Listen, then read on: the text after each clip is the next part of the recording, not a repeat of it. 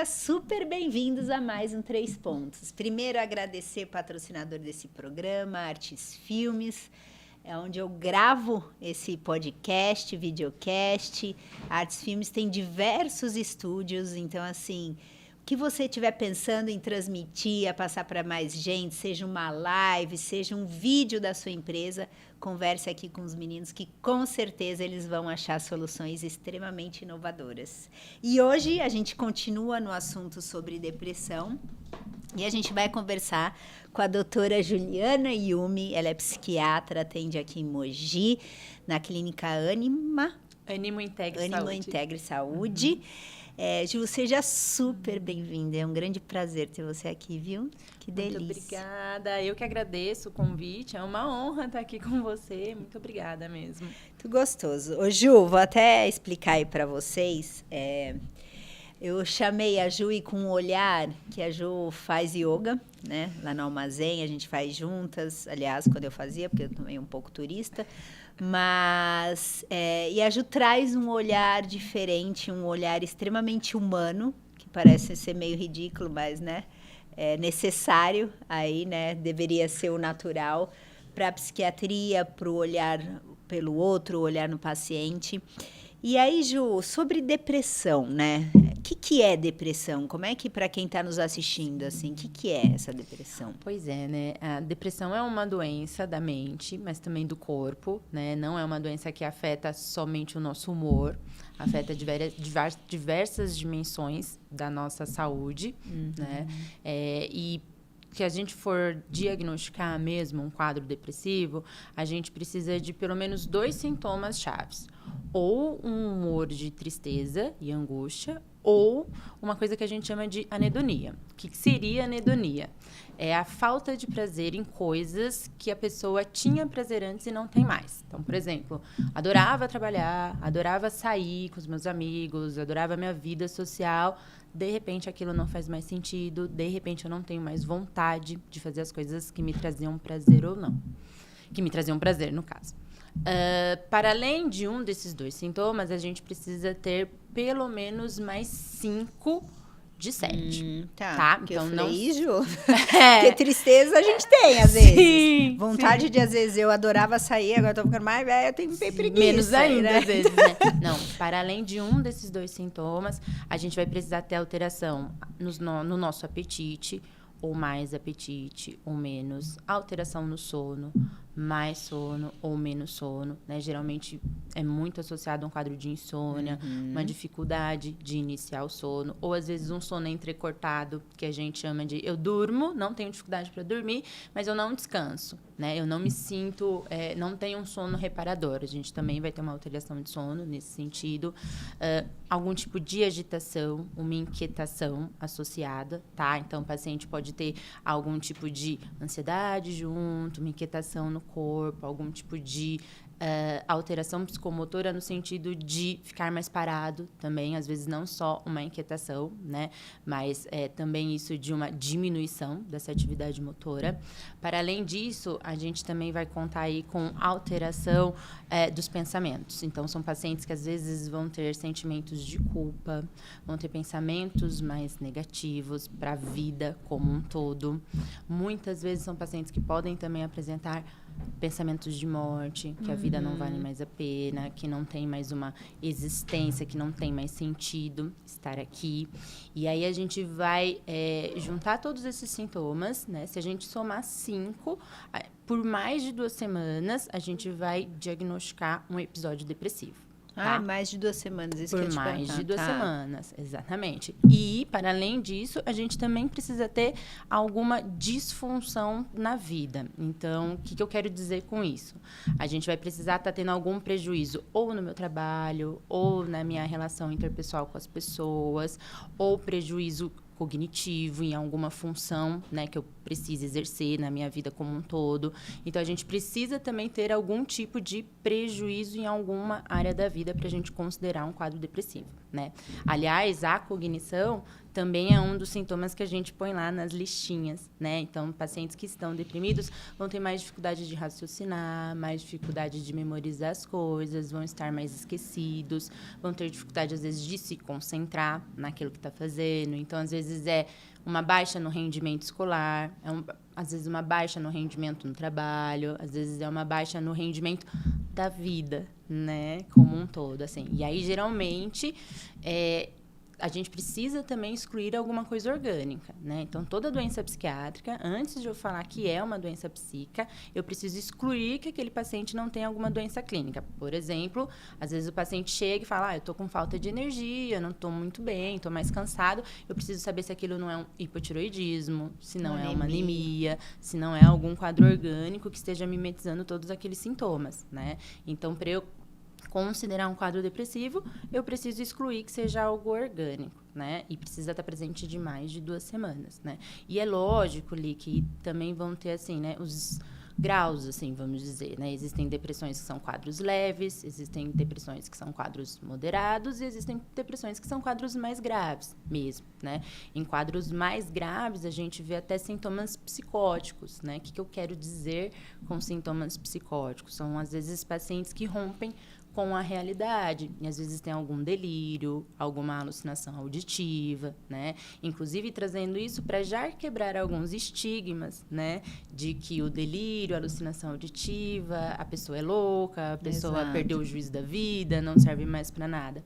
Pelo contrário, a gente pode encontrar esses sintomas, às vezes, num episódio depressivo mais grave, onde, às vezes, ela pode ouvir vozes que mandam ela tirar a própria vida, né? E aí a gente já vai considerar um episódio mais grave, né? E por que eu trago isso?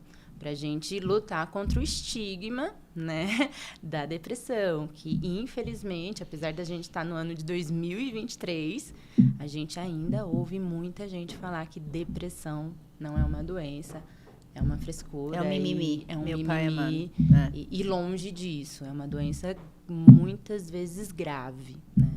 Não, e é muito sério, né, Ju? Sim. Até por isso que me veio falar desse tema, porque eu percebo, assim, que até depois da pandemia, isso ficou, né, mais forte, só que muitas vezes as pessoas não procuram ajuda. Sim. Acha que, não tô bem, mas daqui a pouco passa, e aquilo só vai aumentando. Sim. Então, da gente se permitir procurar ajuda. Tudo bem, se não for nada, né, vai falar, olha, você não tem nada, só vai procurar alguma...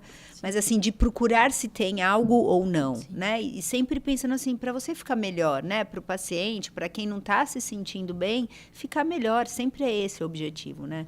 Com certeza. E isso é uma coisa que eu sempre falo, né? Quando eu falo com os pacientes, quando eu falo, às vezes, com familiares, porque, às vezes, esse estigma vem de dentro de casa. Às vezes, esse estigma vem de onde a gente mais precisa de acolhimento, né? Poxa, eu acordei ali, já tem 2 semanas que eu não estou muito bem, que as coisas, sabe, já não tem mais muito sentido. Eu estou sem energia para levantar, eu estou dormindo mal, estou me alimentando mal, estou sentindo várias coisas negativas, olhando para a vida de uma maneira muito ruim.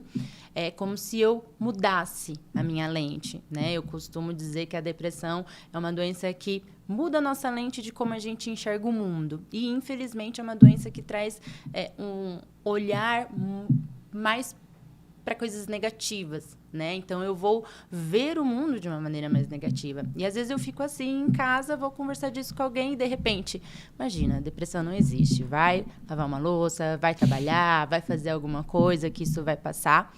E não é dessa ordem, né? Como eu disse no começo, é uma doença não só da mente, não só do humor, é uma doença do corpo inteiro. Então, hoje em dia, a gente tem até marcador biológico mostrando inflamação em episódios depressivos, né? Então, às vezes, são pacientes que vão sentir mais dores, pacientes que, às vezes, já têm algum diagnóstico prévio de dor crônica. Se ele tiver um quadro de depressão associado, ele vai sentir mais dor. A dor dele vai piorar, né? E imagina alguém que está assim, ouvir que o que ele está sentindo não é real, que é uma frescura, ou que é um mimimi, né? É contra esse estigma que eu acho que a gente mais tem que lutar, para as pessoas conseguirem falar o que elas estão sentindo, porque muitas vezes, pelo estigma, a gente deixa de falar o que está sentindo, para a partir daí, quando a gente conseguir ser mais acolhido, a gente poder buscar ajuda, né? E aí, nessa ajuda, a gente tem tanta coisa hoje, né, para cuidar da depressão. Muitas possibilidades, né, Ju? E quando traz essa questão do estigma, para mim, assim, agora tá, né? A gente tá falando mais sobre isso, mas assim, o quanto não é comum as pessoas não estarem bem, não se sentirem bem, não conseguir sair daquilo, e às vezes, por achar que isso é bobagem, nem se permite se perceber. Né? Isso aconteceu comigo, quando eu tinha uns 20 e poucos anos. Eu continuava fazendo tudo que eu tinha que fazer, mas eu estava mal, triste. E eu não me percebi. Eu percebi quando a gente foi, eu ganhei uma viagem da minha madrinha, a gente foi para Paris, que era meu sonho, e eu cheguei lá na frente e falava, gente, tipo, eu não consigo estar feliz. E eu falei, cara, tem alguma coisa estranha. Sim. E aí que eu fui me dar conta. Isso é anedonia. Então, antes, mas assim, eu não me dei conta, porque eu estava trabalhando normal, indo pra faculdade, fazendo estágio. Tá? E aí, a hora que eu cheguei na frente, falei, né, é que eu tenho a imagem, assim, da torre. Falei, tá estranho isso aqui. E aí, sim, eu fui, tomei remédio. E aí, é uma delícia você pegar sua vida de volta, sabe? Então, assim, é pro bem, né? É pra você se sentir melhor, não tem nada de...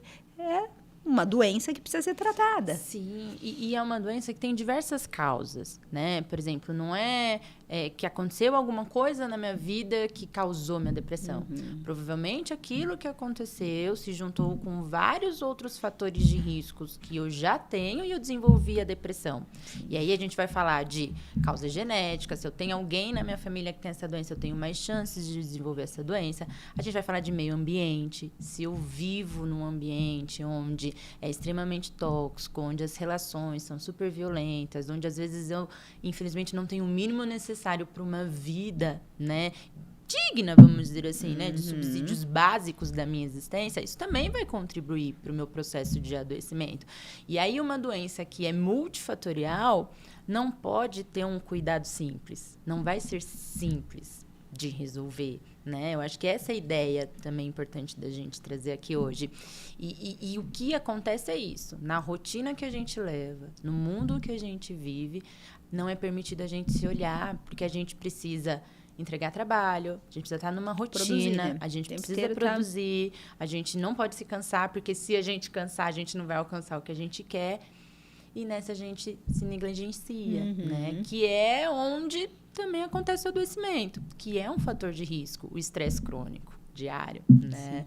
Então, eu acho que a gente ter esse olhar, que a gente precisa nos ver, que a gente pode nos ver e que, às vezes, vem para um bem maior isso, né? Que talvez é até estranho eu falar isso aqui hoje, e talvez quem esteja muito adoecido possa até ficar com raiva, né, de eu estar dizendo isso é para um bem maior, mas isso vem de um olhar meu muito amplo, né, que naquele momento que ela está adoecida talvez ela não veja, né, aquilo como uma bênção, mas o quanto no processo de cura dela, quando a gente vai falar do tratamento dela, quantas coisas ela não vai buscar, não vai rever, não vai transformar na vida dela para que ela fique bem. E aí eu vejo a doença, às vezes, como bênção, sabe?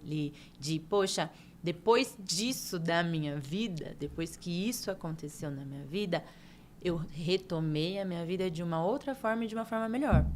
Faz sentido. Total sentido, né? Ju. E eu acredito nisso. E a gente vê muito depoimento até de doenças tipo como câncer, que é super puxado, assim, as pessoas que saíram falando, gente, eu sou outra, eu enxergo a vida de outra forma.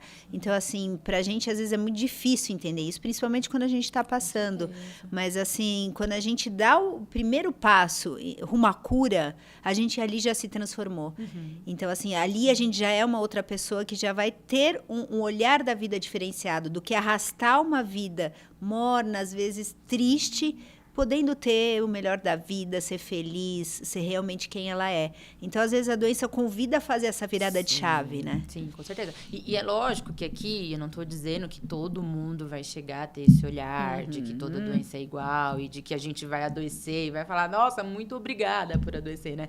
Não é sobre isso, porque eu acho que são momentos, às vezes, muito difíceis, inclusive, que a gente passa, né? Nesses momentos de dores, nesses momentos onde, às vezes, a nossa vida vem abaixo, né? Onde às vezes tiram nossos, né, tira o chão dos nossos pés, às vezes. E eu acho que nesse momento é muito importante a ajuda, o pedir ajuda. Porque nesse momento, às vezes, a gente não vai conseguir se ver mesmo nesse processo de transformação, nisso que pode, né, Não, até nos porque levar acha que não por é um bem possível, eu não maior. consigo, aqui é Exato, isso mesmo, né? Então, Por isso que eu acho que a ajuda nesse momento, poder, sabe, pedir ajuda nesse momento é muito importante.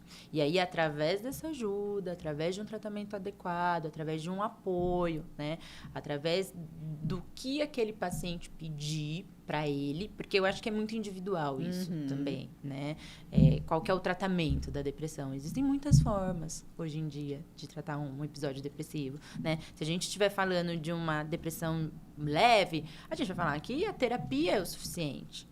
Se a gente estiver falando de um episódio moderado, acho que talvez só terapia não seja o suficiente. Talvez a gente vai precisar mesmo da avaliação de um médico, da prescrição de uma medicação, né, de uma terapia também, e de outras coisas mais que vão complementar esse tratamento, né? Então, eu acho que também diminuir esse estigma é importante.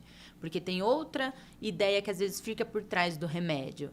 Você vai usar um remédio para aliviar a sua dor, você vai usar um remédio de bengala, né? Eu ouço muito isso Sim. no consultório. E não tem nada a ver com bengala.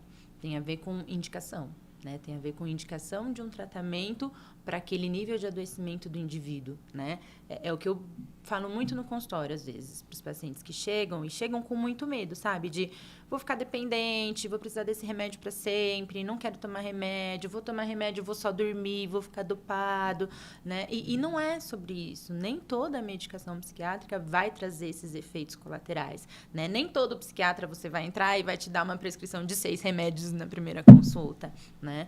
Mas eu costumo brincar que quando a gente prescreve a medicação, é porque o paciente está num nível de adoecimento que, sem a medicação, ele não vai conseguir fazer as outras coisas que ele precisaria fazer para cuidar da saúde dele, né? Como que a gente pede para uma pessoa que não tem energia para levantar da cama e, às vezes, para tomar banho, praticar atividade física 4 vezes por semana, 3 vezes por semana, ir para terapia, mudar a rotina, né? Então, acho que também tem isso de vários níveis, assim, de intervenção, né? Assim como chega o oposto também. Às vezes tem paciente que quer um remédio para resolver tudo pílula na vida. milagrosa, Exato, né? E que também não vai ser, né? Que é o que eu digo, olha, o remédio vai até determinado ponto. Daqui para frente é a nossa transformação, é o que a gente vai buscar. Eu costumo dizer que é um quebra-cabeça. É um quebra-cabeça do processo de cura de cada um, que é muito único também, né, Li? Às vezes a sua pecinha do teu processo de cura não encaixa no meu quebra-cabeça, né? Então, eu acho que é algo também que eu queria trazer aqui, do quanto é único e individual essa abordagem desse tratamento para um transtorno de humor, né? Isso é muito bonito, né, Ju? Quando você olha o indivíduo como único. Porque, assim, às vezes as pessoas até que estão nesse processo, estão em depressão e não buscam porque acham que vai passar. Ah, mas não vai, isso eu entendo o que está acontecendo, só eu sei, não vai adiantar nada. E aí, sim, mas só você sabe. E aí vai te ajudar a sair. E você vai fazer seu processo, né? O protagonismo é da pessoa, mas que vai te permitir sair do sofá, te dar o primeiro passo, né? E o remédio ajuda, né, nesse ajudar no caminhar, porque quem está sem energia é isso. Ah, vai fazer um yoga, mas não vai. Nada vai então, vai dar assim, prazer, é necessário, né? mas não é a solução, né? A solução vai ser a pessoa se reconstruir com ela mesma. Só que para isso ela precisa ter esse primeiro impulso, né? O tratamento de uma doença, né? É o que eu brinco às vezes, que eu brinco não, né? É o que eu trago às vezes para consulta com alguns pacientes, às vezes é até pesado, mas eu gosto muito dessa analogia. Infelizmente, se fosse um câncer, ninguém ia falar, não toma o remédio. Mas como é um episódio depressivo que também mata, que também pode causar vários danos na vida da pessoa. Uma pessoa com episódio depressivo pode perder tudo na vida, inclusive a própria vida. Mas ninguém fala pra ela, sabe? Não, tem que ir lá tomar. Geralmente não precisa. É bobeira, né? E é tão doença quanto. Não, né? e o Lógico quanto que tem a gente... suas proporções, mas assim, é tão doença quanto. Mas eu acho quanto a gente está desperdiçando a pessoa da vida, de celebrar, de aproveitar esse presente que a gente tem de Deus, de algo maior, seja lá o nome que é dar. Então, assim, a gente está desperdiçando. Só que para quem está nesse lugar, não enxerga. Porque fala, é isso mesmo, não tem graça. É né? a lente. Então, assim, é te ajudar a retomar a graça que é a vida, né? O quanto sagrado ela é. Sim, com certeza. De se sentir vivo. novamente. Vibrar a vida dentro Vibrar de si. a vida dentro de si. E isso está disponível para todo mundo. Com e certeza. Às vezes é só pedir ajuda, mas é pedir ajuda, é fazer esse movimento, porque tem muitas possibilidades de ajuda. Isso é super comum, né? Tem muitas possibilidades, é isso. Esse quebra-cabeça, né, do tratamento e do processo de cura, ele é composto por muitas peças, né? E essas peças, quem vai determinar que combina com o quebra-cabeça que você vai montar da tua vida é você. É o que faz sentido para você, é o que faz seu coração vibrar, é o que faz você acordar e falar, é isso, né? Que é o tal do propósito, que é o tal do sentido da vida, né? Que é a tal da espiritualidade. Que é um dos pontos que eu gosto muito de trazer também no tratamento, né? E aí nem é no tratamento só da depressão.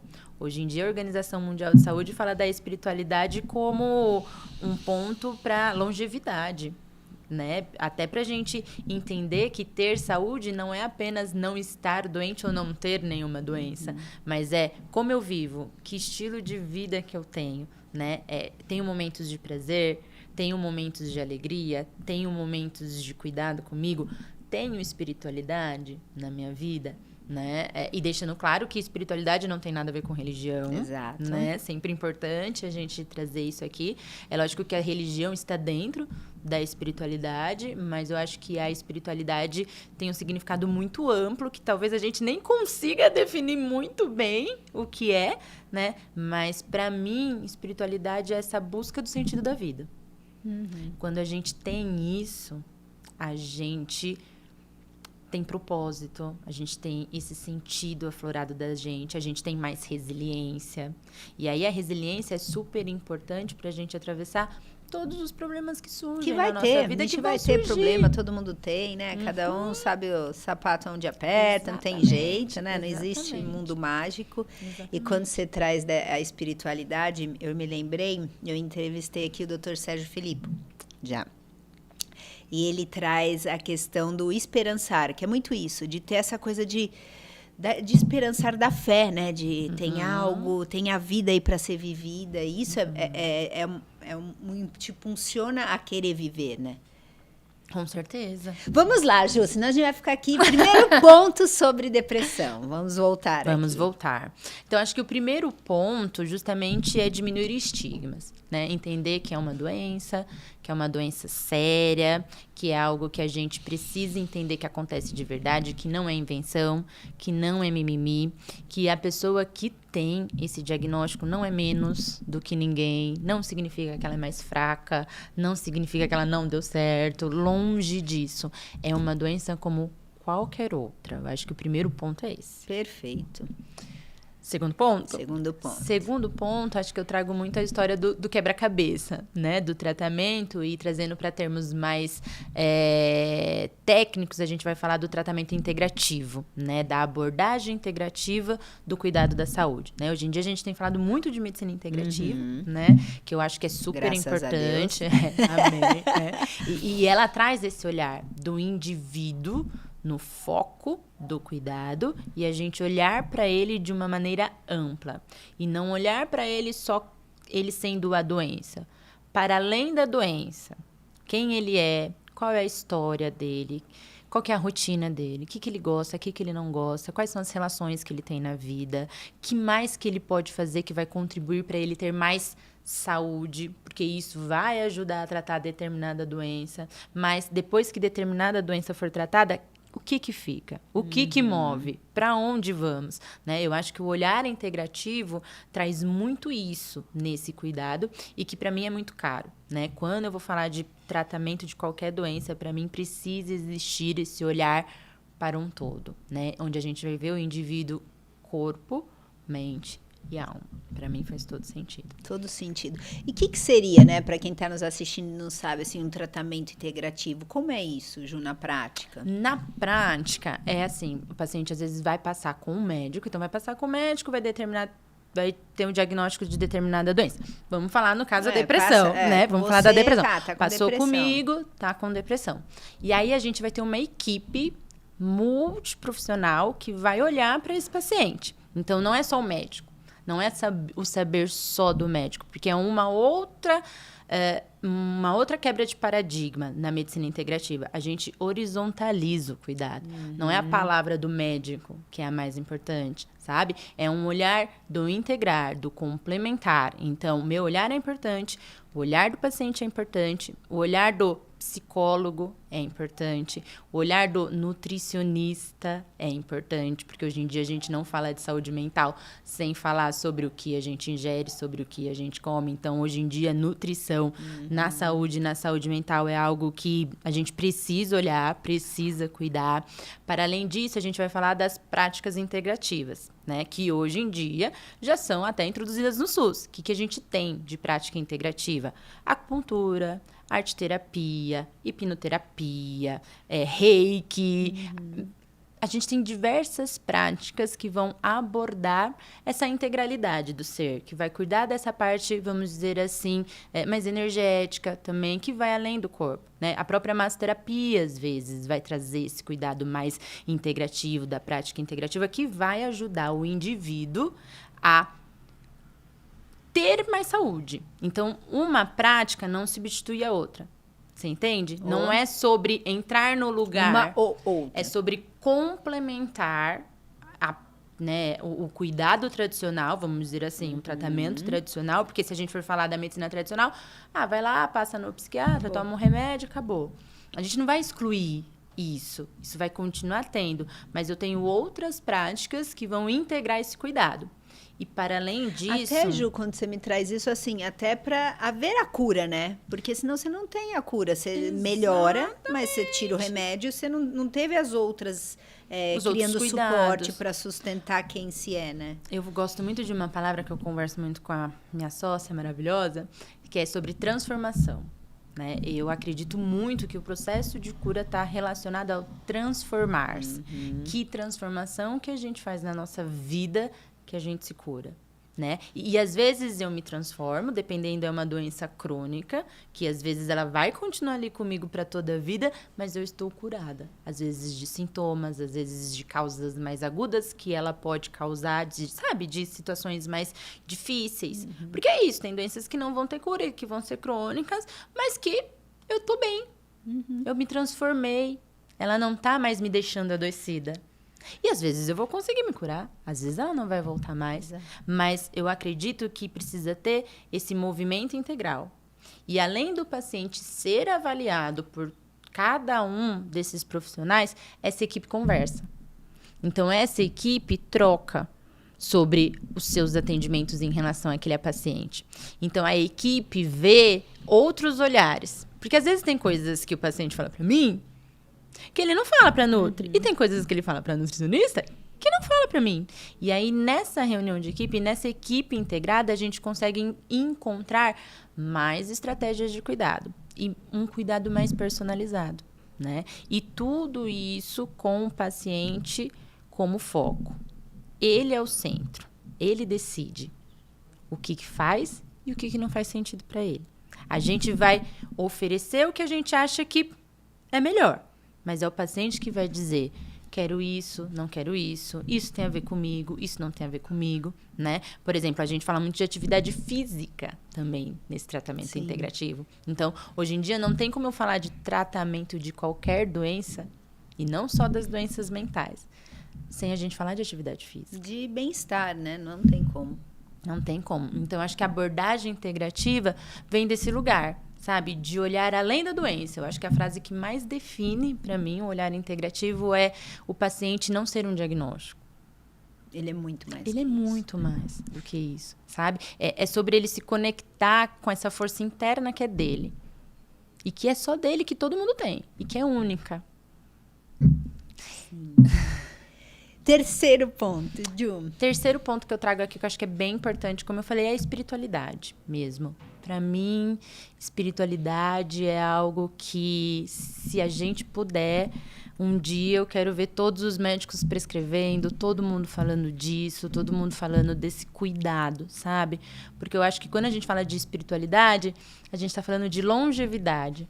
A gente não está falando só de ajudar em um tratamento de uma doença, sabe? A gente está falando de vivermos melhor em sociedade. A gente está falando de um mundo mais amoroso. A gente está falando de uma sociedade que entende que o outro tem suas limitações, que não vai, sabe, brigar, que não vai ter tanta guerra.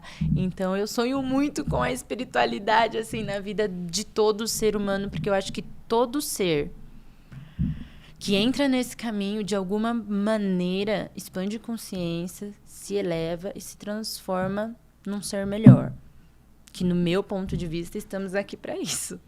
Né? Não, a gente veio a passeio. Exatamente. Mas, quando traz espiritualidade, até para quem está nos assistindo, e a gente já trouxe aqui, né? A Ju já falou, não é sobre religião, mas muito mais nesse lugar da gente se reconhecer como amor, né? Como essência. Todos nós, a gente tem uma essência, e quando a gente se reconecta com isso, e quem sou eu como essência, a gente vai acessar esse lugar de amor, que aí sim a gente observa o outro também é amor, assim como eu, e aí a gente começa a ter olhares ampliados, que é isso, né, de uma sociedade, de um planeta que está aí gritando, pedindo esse nosso olhar, e que a gente é filho da Terra e ao mesmo tempo se desconectou, então a gente não enxerga o porquê de cuidar. Mas a gente está num processo que, assim, ou a gente se reconhece nesse lugar, ou, infelizmente, a gente sim tá adoecendo, assim como nós, humanos, né, a nossa raça,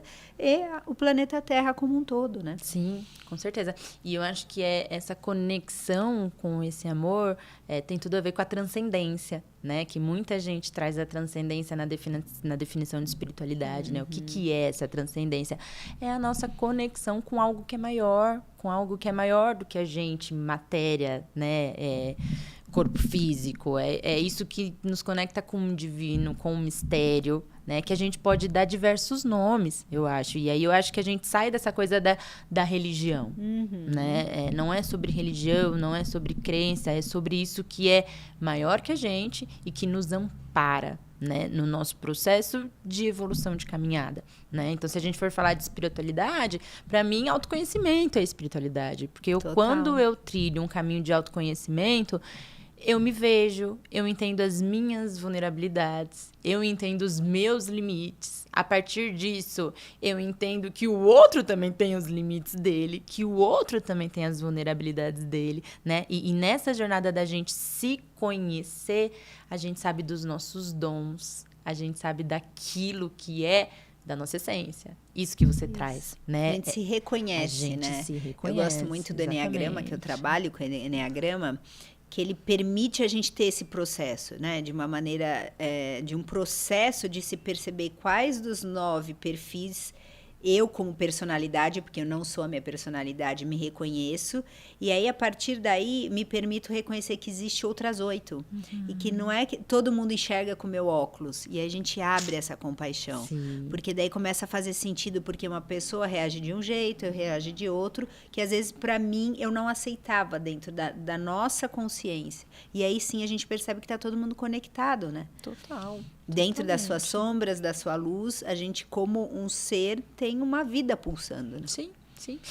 Porque eu acho que é isso, né, Alice? Se a gente não faz esse processo de nos ver, a gente não sabe que o outro tem os limites dele, assim como a gente tem os nossos. Porque se a gente não se vê, a gente acha que a gente é onipotente, a gente acha que tá tudo bem, que somos só coisinhas boas. Né? E quando a gente não olha para dentro e não olha para as nossas sombras, fica muito difícil a trajetória aqui. E né? eu brinco que a sombra fica batendo até uma hora que fala, olha para mim, né? Não adianta a gente fugir. Não adianta. Né? Eu não falo, adianta. a gente vai batendo cada vez mais, a sombra fica aqui para a gente enxergá-la. Então, seja através de doença, seja através de conflito numa relação, seja não dando certo num trabalho. A todo momento, poxa, o que tem aí para ser visto, né? Com certeza. E volta muito naquilo que a gente falou no começo, né, do automático. Quando a gente entra no automático, fica muito difícil a gente se ver, porque a gente começa a viver no automático, sem parar para se ver, sem parar para entender o que aconteceu comigo, o que eu mudei, porque a gente mudou, a gente muda todos os dias, né? Então, se a gente não faz esse caminho interno, fica muito difícil a gente reconhecer nos outros tanto as potências dos outros, né, quanto as sombras dos outros. E eu acho que quando a gente tem esse reconhecimento, a gente consegue viver em harmonia. Viver em harmonia é espiritualidade, né? Ter amigos é espiritualidade. Conviver em sociedade é espiritualidade, né? Então, eu acho que espiritualidade é um termo, assim, muito amplo, mas que é peça fundamental para o nosso viver, para a nossa estadia aqui na Terra, sabe? Ter mais resiliência, para a gente crescer e amadurecer mesmo, né? E evoluir, que é uma palavrinha que eu gosto muito. E, inclusive, puxando um pouco a sardinha para o meu lado da ciência, assim, né? Teve um estudo que fizeram com pacientes que faziam hemodiálise. E aí, hemodiálise é um processo que a pessoa faz que ela precisa que o rim dela funcione através de máquinas. E é um processo muito doloroso, muito triste. Seu rim entra em falência e você precisa disso para sobreviver. E aí, quiseram pesquisar se as pessoas que tinham hemodiálise eram felizes ou não. Acharam pessoas felizes na hemodiálise, através de escalas, tem escalas para determinar, né, tudo isso. E foram investigar quem eram essas pessoas que eram felizes fazendo hemodiálise e como isso existe. Sabe o que foi comum para todas elas? Todas elas eram conectadas de alguma forma com a espiritualidade na vida delas. Então, a espiritualidade é algo que vai amparar a nossa existência em todos os momentos da nossa vida, eu acho. Principalmente nos momentos mais difíceis, que aí a gente traz. Um quadro de depressão, por exemplo. Não, e aí a gente busca, né, algo maior. Porque daí, e agora? E eu gosto muito de trazer o olhar da espiritualidade, que às vezes a gente, até por educação, né, tem uma cultura de achar que é algo lá longe, que... Não, a espiritualidade é todo dia... A cada passo é aqui, pé no chão, a gente vivenciar essa espiritualidade. Não só quando a gente para lá para rezar, para orar, não. Sim. A espiritualidade está acontecendo agora, está acontecendo a cada momento da nossa vida. E a gente trazer esse algo maior, o nosso coração, a nossa essência, seja lá, né, o nome que a gente der, para as nossas ações. Né? Porque senão não adianta, né? É o que a gente aprende no yoga, né? Se a gente não traz para o dia a dia, pra se for fora ficar do tapetinho. Só no tapetinho, não é yoga. Né? É ali, é no dia a dia, no momento que você consegue respirar, no momento que você consegue dar um passo atrás nas suas ações, né? Eu gosto muito de falar que a própria meditação é espiritualidade pura, né? Que é o silenciar essa coisa do automático, porque às vezes a mente preciso fazer não sei o que, e aí você tá vivendo ali, e aí é nessa hora que você não para se olhar, né? Quando você tenta silenciá-la, a gente começa a se conectar com isso. Sai da ilusão, né? Mas certeza. Parece contraditório. Com certeza. Que delícia, Ju. Só gratidão. Ai, gratidão. Ô, Ju, sempre eu gosto de pedir um livro que te fez sentido na sua vida, que você gostaria de compartilhar. Tá. É um livro que para mim foi muito importante, assim, que eu gostei demais, e acho que tem tudo a ver com o que a gente está falando hoje, é O Propósito, do Siri Prem Baba, né? É um livro que fala sobre o que é propósito, o que é essa espiritualidade, o que é esse autoconhecimento, né? O Baba traz muito a questão do amor, do quanto precisamos cultivar nosso amor aqui dentro da gente, pra gente transbordar esse amor, pra gente viver num mundo melhor. E ele traz muito a ideia do autoconhecimento.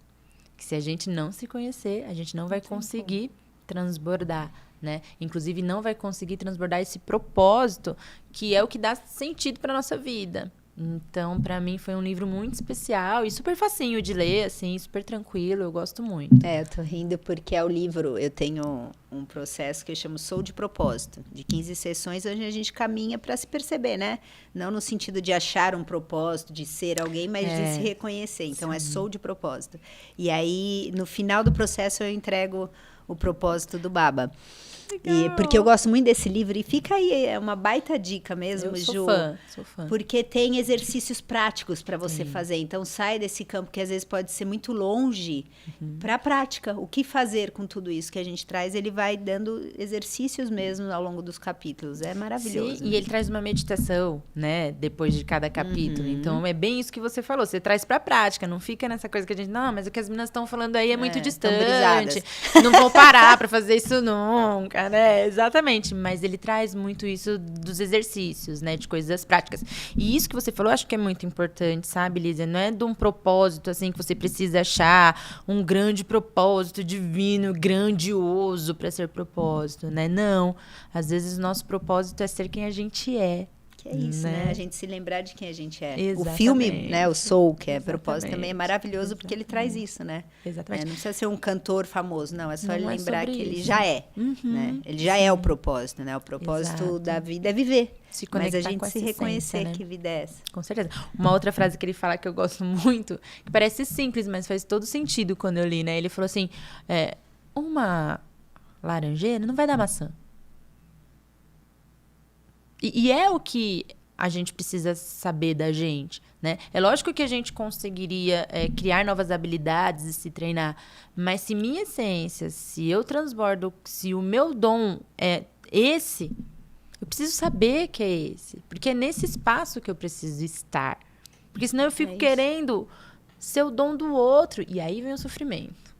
Não, e a gente se reconhecer, né? Tanto que nesse processo que eu faço é de reconhecer quais são os seus talentos, porque as pessoas às vezes não têm essa consciência, né? E eu gosto muito dessa, né? Se plantar maçã não vai nascer jabuticaba, até no sentido assim, o que você está fazendo é o que vai dar fruto, que você vai ter que colher. Sim. Então, assim, o que você está fazendo hoje? Você quer colher isso? Não, então é possível mudar com ajuda, mas é possível. Se eu quero jabuticaba e está nascendo maçã, puxa, vai procurar uma ajuda, vamos lá, né? Eu quero ter uma vida que é mais doce, porque eu acho a jabuticaba mais doce. Poxa, é possível. Né? Com certeza.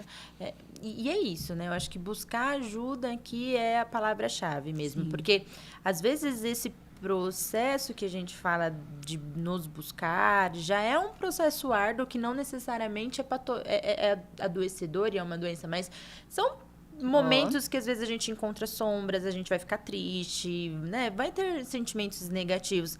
Imagina fazer este processo, que não é um processo de mil maravilhas, adoecido por uma doença chamada depressão, onde a sua lente tá muito, muito, muito corrompida pro mal, pro ruim, pra culpa, né? Eu acho que essa é a importância também do cuidado, porque senão a gente tenta fazer esse processo, não consegue e fica achando que não é pra gente.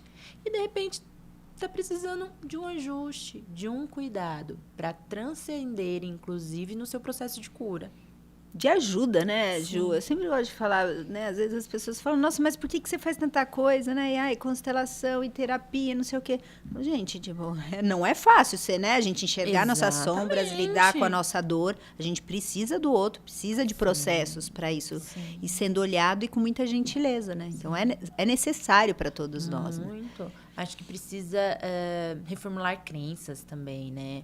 Porque eu acho que o mundo que a gente está vivendo hoje está falando muito disso. Então, hoje é um tema que muita gente já ouviu sobre ser quem se é, buscar sua essência. Antigamente, imagina, quando a gente falava disso, era muito, né, mais difícil. E eu acho que tem coisas que a gente ouve quando é pequenininho que fica tão marcado, né, gente? A gente não tem noção, né? Às vezes a gente vem com um dom, tá lá quando criança, expressando aquilo, e de repente ouve uma frase, cara, você não vai ser ninguém na vida se você continuar fazendo isso. E aí, de uma frase, você cria tantos traumas, e a cria gente não tem consciência disso, né? Sabe que nesses processos que eu faço, a gente sempre chega a uma crença com menos de 7 anos. E aí, normalmente, são crenças que impedem a pessoa de ser quem se é. Seja, eu não sou boa para isso, eu sou insuficiente, ou dinheiro não é bom, e aí a pessoa não vai, né? Dinheiro é sujo. Como que a pessoa vai ganhar dinheiro, gente? Se ela, né, inconsciente tem uma crença dessa. E aí fica mais difícil mesmo. E é possível ressignificar. Então, assim, tudo é possível, mas desde que você dê o passo, né? De vá atrás. Que delícia, Ju. Bom, aqui né? a gente calma, né? A gente fica devagando, né? Coisas que eu gosto. Por isso Muito que eu bom. Fiquei super feliz pelo Gratidão, convite. viu? Gratidão imensa. Delícia, Estreando Ju. aqui nesse Perfeito, canal. muito Aqui. bom. Gratidão mesmo pelo E convite. obrigada a vocês. Espero aí que a gente tenha contribuído. E se você se viu nesse processo, poxa, acho que eu tô, né? Poderia estar melhor. Procura ajuda, tem muitas possibilidades, seja uma terapia, seja psiquiatra, né, que vai te orientar quais caminhos são possíveis e que existem, seja uma acupuntura, enfim. Fica aí, a gente estamos todos juntos, conectados aí através desse amor, dessa essência que somos ligados, né, a um corpo maior. Muito obrigada, gratidão, Gratidão Ju. imensa, foi uma honra estar aqui. E até breve.